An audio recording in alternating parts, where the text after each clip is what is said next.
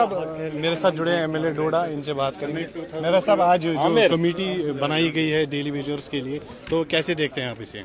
देखिए, daily wagers की committee बनाई है। वादा किया था सरकार ने, बहुत सारे वादे हैं जो अभी पूरे नहीं हुए हैं। थोड़े से हैं, मतलब 10 में से 2% या 1% अभी वादों पे कहीं अमल हो रहा है। अभी ये जो कैजुअल लेबरर्स का मसला था, जम्मू कश्मीर का सबसे बड़ा मसला था। रात को लाठी पड़ी, रात को तो सुबह किसी सरकार ने सुन ली।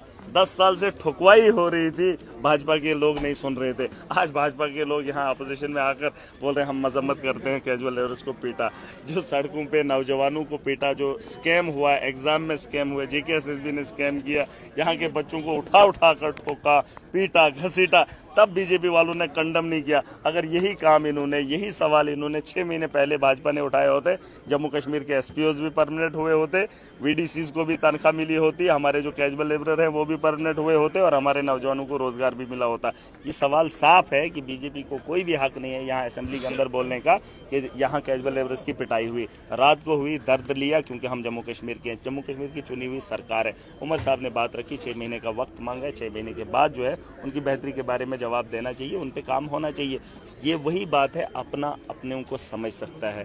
गैर जब अंदर आ जाए उसने तो लूट ही करनी है और वो अंग्रेजों की तरह आएगा, लूट के लेकर चला जाएगा। जम्मू कश्मीर की चुनी हुई सरकार है तो सरकार बात कर रही है। आज अपोजिशन ने बात की, कश्मीरी पंडितों को लेकर उनके बारे में बात नहीं हुई। पूछ लीजिए, आप लोग गवाह हैं, चाहे कश्मीरी पंडित अगर मेरी वीडियो देखेंगे वो इस बात का जवाब देंगे। 10 साल से भाजपा ने कश्मीरी पंडितों के लिए क्या किया? PM का पैकेज था, झूठा निकला।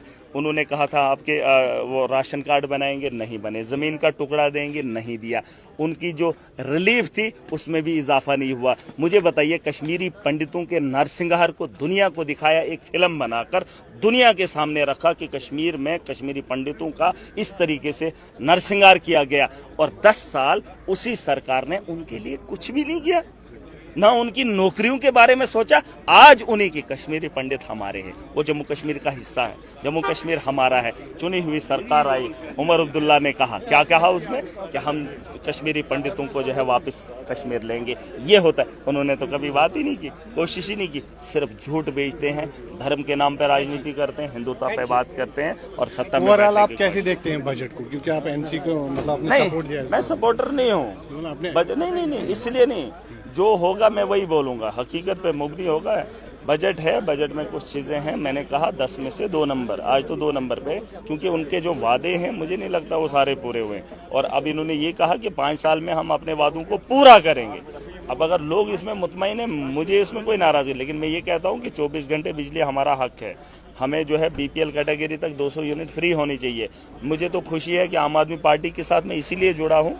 अरविंद केजरीवाल का एक मैनिफेस्टो यहाँ पर है, ख्वाह मैं अकेला हूँ, लेकिन महिलाओं की अगर बस सर्विस हुई, वो दिल्ली का मॉडल है, वो अरविंद केजरीवाल का मॉडल है, चाहे हम दिल्ली की सरकार में नहीं है। 200 यूनिट के बाद जो है अरविंद केजरीवाल का मॉडल है, वो यहाँ पर भी हो रहा है। देश के अलग अलग जगहों पे नहीं, दुनिया में बात चल रही है।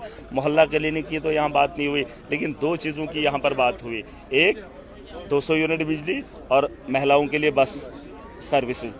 और अगर मैं अकेला हूं, मैं फील कर रहा हूं कि सरकार में बहुत बड़ा जमावड़ा हमारा भी, क्योंकि मेरा भी मकसद यही था कि जम्मू कश्मीर के अंदर बिजली फ्री हो। अगर हमारी सरकार होती, 200 यूनिट क्या, जम्मू कश्मीर